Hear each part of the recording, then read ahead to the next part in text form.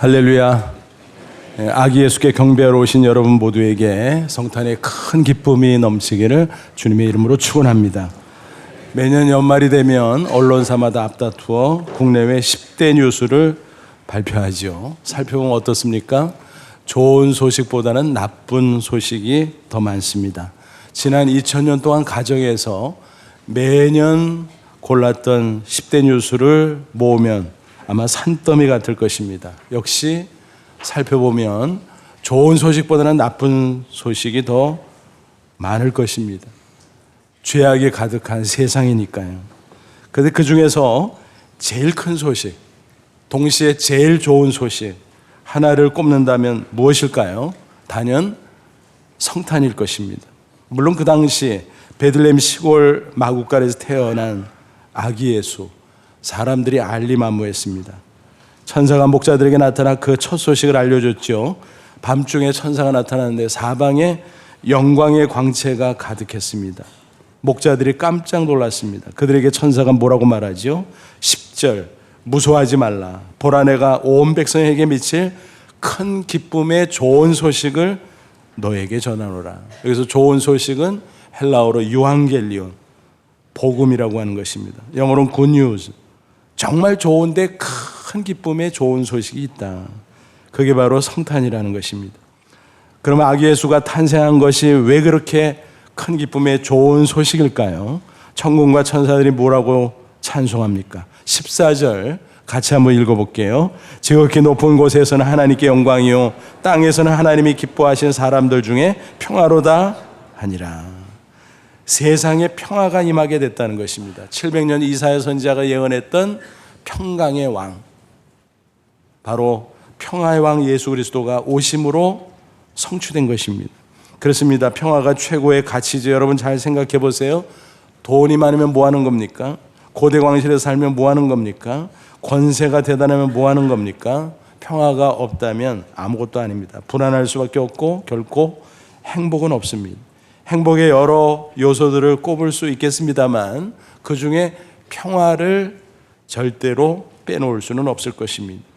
이처럼 제일 좋은 평화를 주러 오신 분, 그가 바로 예수 그리스도인 것입니다. 오늘 성탄절을 맞이해서 예수님의 참 평화를 풍성히 받아 누리는 저와 여러분 되시기를 축원합니다. 세상 모든 사람들은 막연하게나마 평화가 좋은 줄은 압니다. 그래서 저마다 평화를 희구하지요. 문제는 참 평화를 몰라서 헛다리 짚기 일수다라는 것입니다. 많은 사람들이 평화를 추구하고 또 때로는 얻었다고 말하지만 알고 보면 온전치 못한 반쪽 평화에 불과하다는 사실입니다. 개인적으로 물질적 환경 조건 갖추면 이제는 평화다라고 생각하지만 사실은 착각입니다. 그런 것으로 유지되는 평화는 일시적 평화에 불과합니다. 라틴어로 표현한다면 팍스의 평화인 것입니다. 세상의 물질, 건강, 권세, 명예 그런 것들을 거머쥐면 될 줄 알았는데 그게 아닙니다. 이 점에 있어서 타의 추종을 불허하는 인물 솔로몬 생각해 보십시오. 그는 모든 것을 추구했고 성취했고 소유했고 누렸고 그럼에도 불구하고 항상 평화를 누릴 줄 알았지만 그러지 못했다는 것입니다. 그래서 그 허탈한 마음의 고백, 그것이 전도서 아닙니까? 2장 11절 그는 이렇게 토로하고 있습니다. 그 후에 내가 생각해 본즉 내 손으로 한 모든 일과 내가 수고한 모든 것이 다 헛되어 바람을 잡는 것이며 해 아래서 무익한 것이로다. 그 모든 것들이 성취했음에도 불구하고 소유하고 누렸음에도 불구하고 아무것도 아니더라. 허무하다는 것입니다. 다시 말하면 평화가 없었더라라고 하는 것입니다. 누가복음 12장에 기록된 어리석은 부자의 경우는 또 어떻습니까? 농경사의 대농이었어요. 소출이 너무 많아서 행복한 고민. 창고를 확장합니다. 추수한 곡식을 가득가득 채웁니다. 좋아라고 독백하지만 하나님은 정작 뭐라고 말씀하십니까?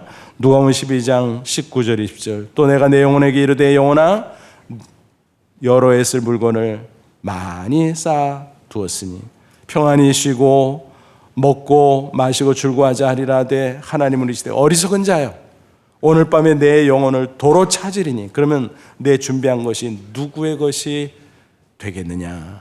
무슨 말씀입니까? 인간의 영혼은 마치 블랙홀과 같다는 것입니다. 아무리 채우고 또 채워도 채워지지 않습니다. 채우지 못해서 불안합니다. 채운 것 같은데 빈 곳이 아직 남아있고 허무하다라는 것입니다. 그러다가 나중에는 죽음의 순간 그 영혼이 어디로 갈지 몰라서 두려워할 수밖에 없다는 사실입니다. 따라서 환경 조건에 의한 팍스의 평화는 불완전하고 임시적인 반쪽 평화임을 잊지 마시기 바랍니다. 조건이 나빠지거나 사라지면 금세 불안해질 수밖에 없어요. 그러므로 중요한 것은 무엇입니까? 환경 조건이 아니라 마음인 것입니다. 마음의 평화를 영어로 피스라고 표현한다면 환경 조건에 의한 임시적 평화는 컴포트, 사실은 안락의 수준인 것입니다. 예를 들어보죠. 최고급 침대를 샀어요. 누웠어요. 어때요? 안락하죠. 컴포터블한 것입니다. 하지만 마음이 만약 불안하다면 피스풀, 평화롭지는 못하다라는 것입니다. 그래서 이런 말이 있습니다. 돈으로 고급 침대를 살 수는 있지만 단잠을 살 수는 없다. 마음의 평화가 그만큼 중요하다는 것이죠. 개인을 넘어 사회, 국가 경우도 마찬가지죠. 역사를 보시고 고대 로마 제국의 평화, 라틴어로 뭐라 그래요? 팍스 로마나. 어떤 평화입니까? 강력한 군사력, 경제력으로 주변 나라들을 정복하고 억압한 가운데 유지됐던 평화. 겉으로는 평화지만 그 배후에는 끊임없는 전쟁이 있었다는 사실입니다. 위장 평화였습니다. 임시 평화였습니다. 아니나 다를까 200여 년 지나서 결국 로마 제국은 멸망하고 말았던 것입니다. 그 후에 대영 제국의 평화 팍스 브리타니카, 19세기 여러 나라들을 식민 통치했던 영국식 평화였습니다. 또 2차 세계대전 이후에 미국의 주도로 유지되는 세계 평화 팍스 아메리카나, 최근에는 중국이 엄청난 굴기로 경제 성장을 이룩하면서 군사력을 증강하고 있지요. 그래서 어떤 학자들은 앞으로 중국 주도의 시대가 펼쳐질 것이다. 그것을 가리켜 팍스 시나카, 그런 전망도 있습니다. 이런저런 강력한 물리적 힘으로 유지하는 평화는 언제라도 힘이 빠지거나 반대 세력이 부상하면 쉽게 깨지고 만다는 사실입니다. 그래서 이런 역설적인 말이 있잖아요. 핵무기 때문에 세계 평화가 유지되고 있다. 그렇죠. 몇몇의 강대국이 핵폭탄을 손에 쥐고 상대방을 향해서 겁박함으로 서로 견제하고 서로 조심하고, 그래서 근근히 유지되고 있는 평화라는 것입니다. 참 평화는 아니죠. 이처럼 개인적으로든 국가적으로든 물리적인 힘을 기르면 일단 좋기는 하죠. 표면성의 팍스 수준의 평화라도 지킬 수 있으니까 말입니다. 하지만 이것은 참 평화라고 할 수는 없는 것입니다. 그래서 예수님이 이 땅에 오신 거예요. 참 평화를 주시려고. 그것이 바로 히브리어로 샬롬의 평화인 것입니다. 샬롬은 하나님께서 인간의 마음속에 부어주시는 평화입니다. 외적 조건과 상관이 없어요. 영적인 평화입니다.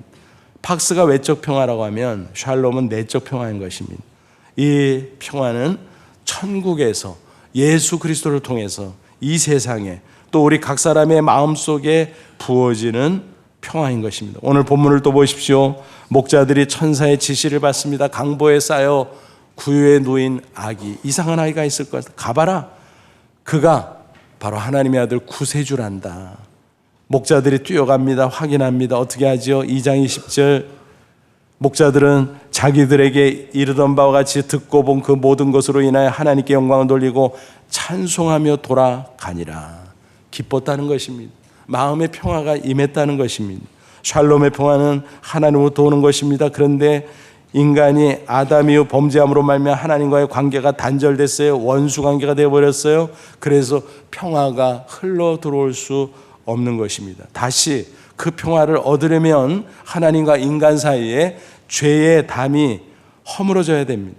누가 허뭅니까? 우리 인간 스스로 허물 수가 없습니다. 오직 예수 그리스도 십자가 대속의 피로만 가능하다라는 것입니다. 그래서 굳이 하나님의 아들이신 예수가 이 땅에 인간으로 오셨다는 것입니다.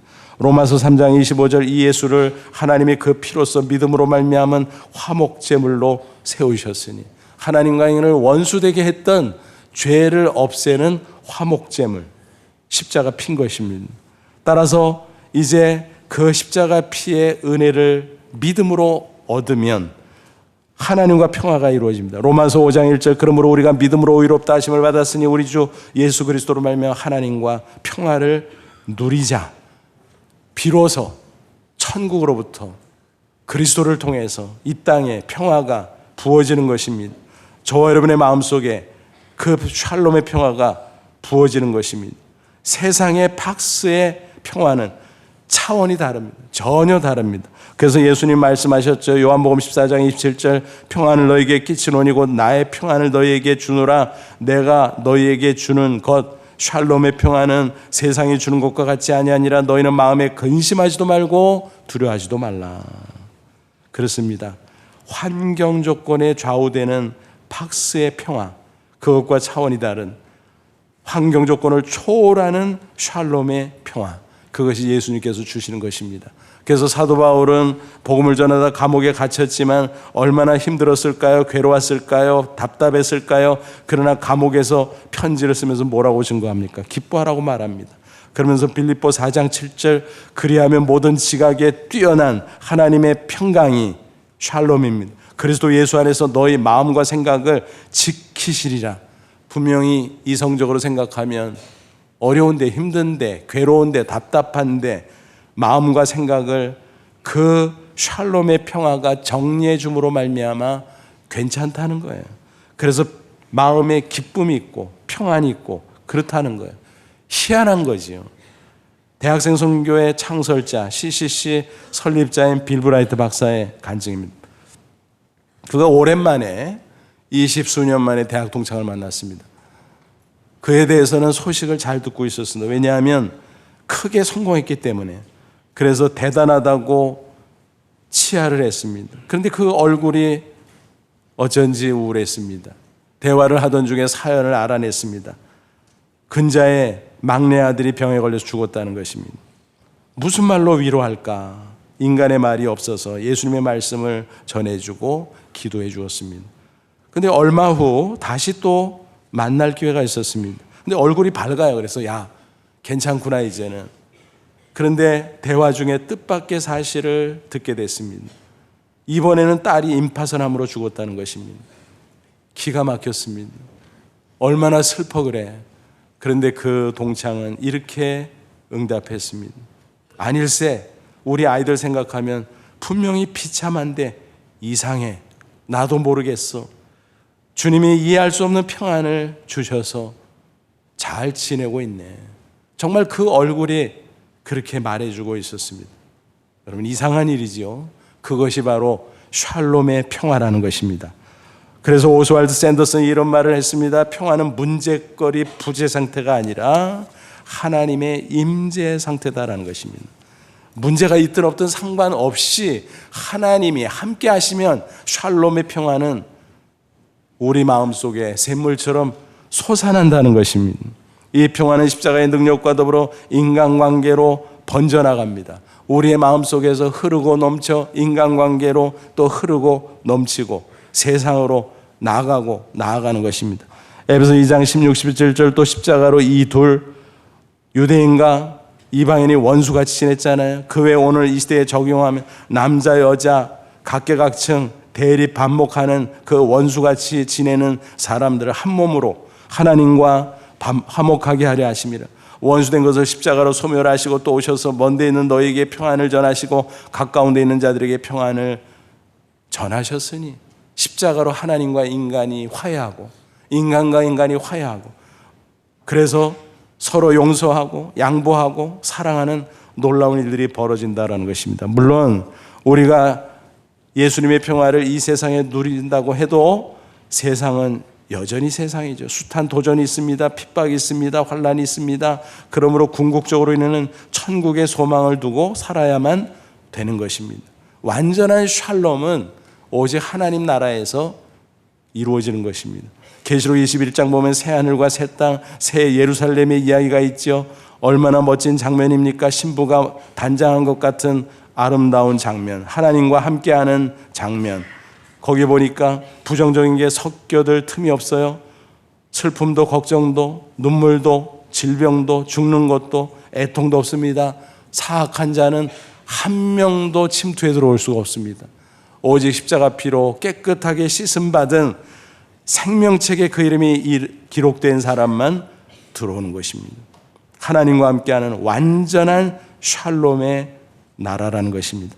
따라서 우리는 이 세상을 살면서 때때로 시달리는 일이 있다고 할지라도 마음속에 솟아나는 샬롬을 들으며 승리하시기를 바랍니다.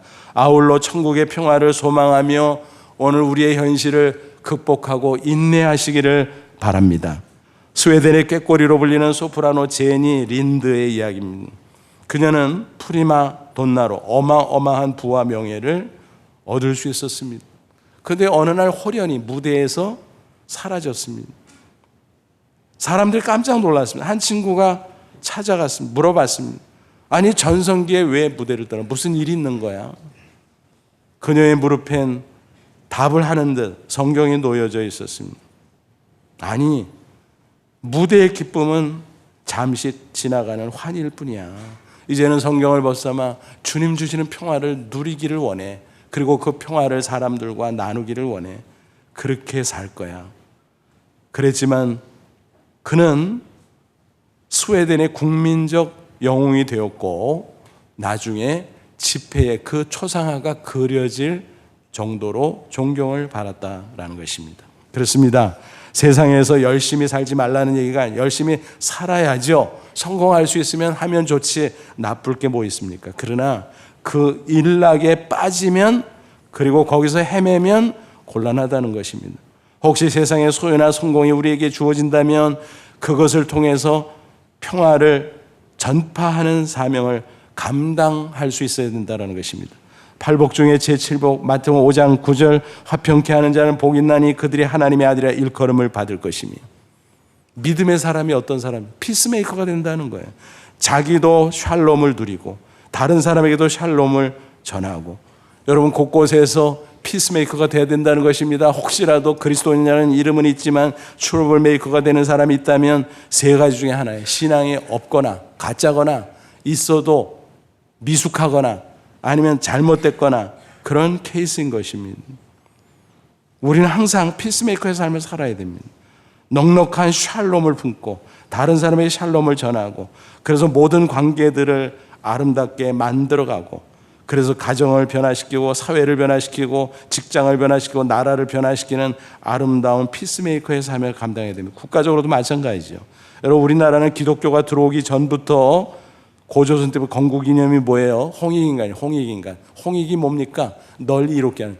기독교 이념과 똑같아요.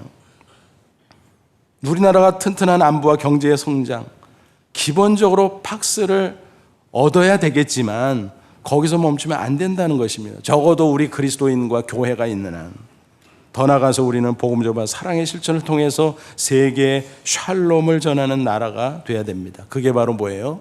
샬롬 코리아인 것입니다. 그래서 누누이 세계 선교의 사명을 강조하는 것입니다. 아무쪼록 성탄절을 보내면서 예수님이 주시는 샬롬의 평화를 충만히 받아 누리시기를 축원합니다. 더 나아가 곳곳에 샬롬을 전하는 피스메이커로 성실하게 살아가는 저와 여러분 다 되시기를 주님의 이름으로 축원합니다. 기도하겠습니다. 오늘 말씀 붙잡고 기도하자. 하나님, 그렇습니다.